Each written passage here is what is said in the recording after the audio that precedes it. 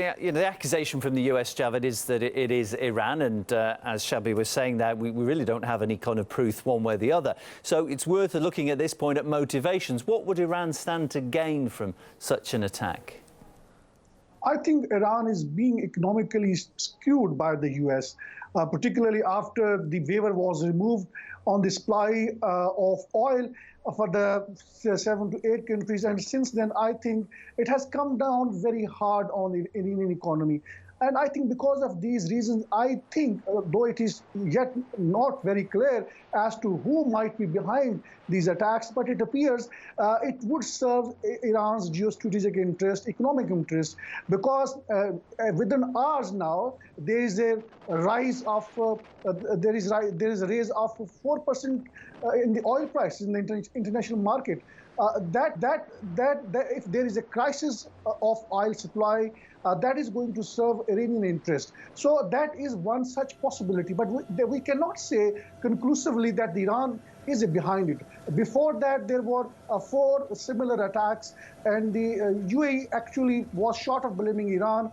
And then we have also seen many activities from Yemen to the Saudi Arabia. There have been attacks, drone attacks, and the missiles attacks on the Saudi's installations. So this is all interconnected.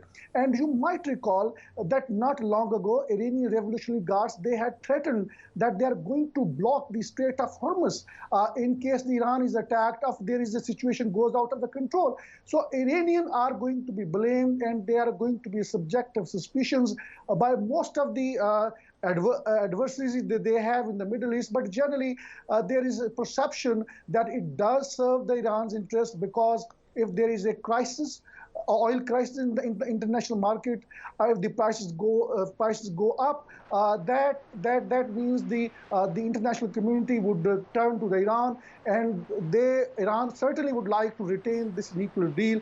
And Americans are trying to create a situation where Iran is forced to actually come to the negotiating table on its terms and conditions. And I think that is unlikely to happen, given the fact that the recent trip by the Japanese Prime Minister, that did not deliver the kind of the results that the Americans were expecting, because Iran has not responded positively to the Japanese Prime Minister.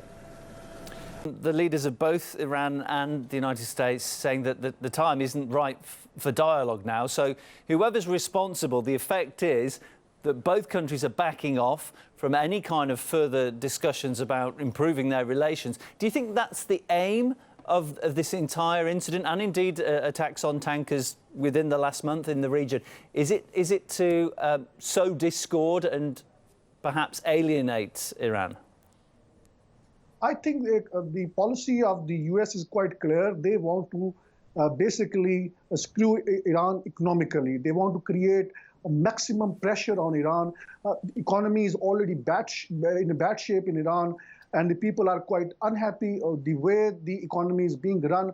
I think in that kind of situation, the Americans have already lifted the waiver that it had given to the 7 to 8 countries which were importing oil from Iran to back their countries. So in that kind of situation, I think the hope by the Americans is that sooner or later, Iran would come to the negotiating table because of the bad situation of the economy.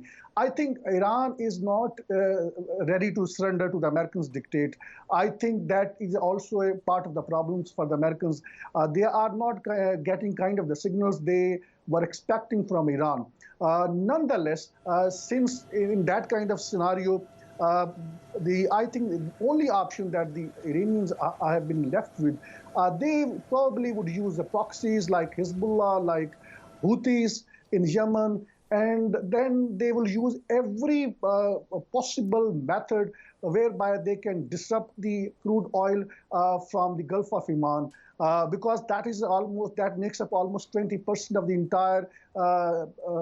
entire passage of the oil from the sea. So in that bigger picture, I would say that this kind of tussle is going to continue, whereby the Iranians would continue to using their proxies directly or indirectly to harm the interest of the Americans, Israel, UAE and Saudi Arabia and disrupt this oil supply.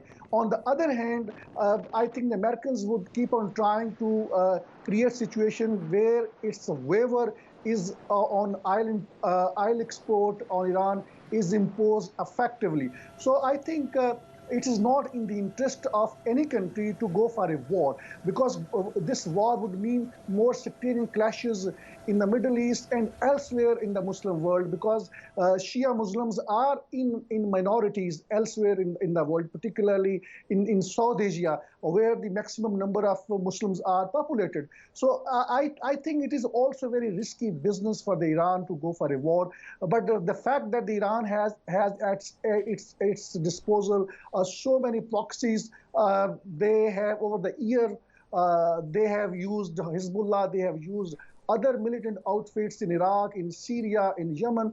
So they can cause a lot of harms to the American interest in the Middle East. But at the end of the day, it's going to be the decision by the Pentagon on whether or not they are going to go for a surgical strike on Iran.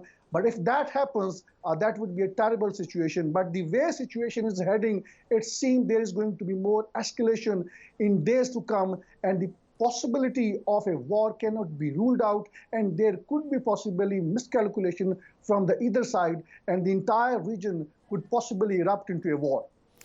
OK, we'll have to wrap things up there, gentlemen. Thanks to my guests, political expert Javed Rana speaking there, and also Shabir Razvi, Director of the International Dialogue Foundation. Thank you so much.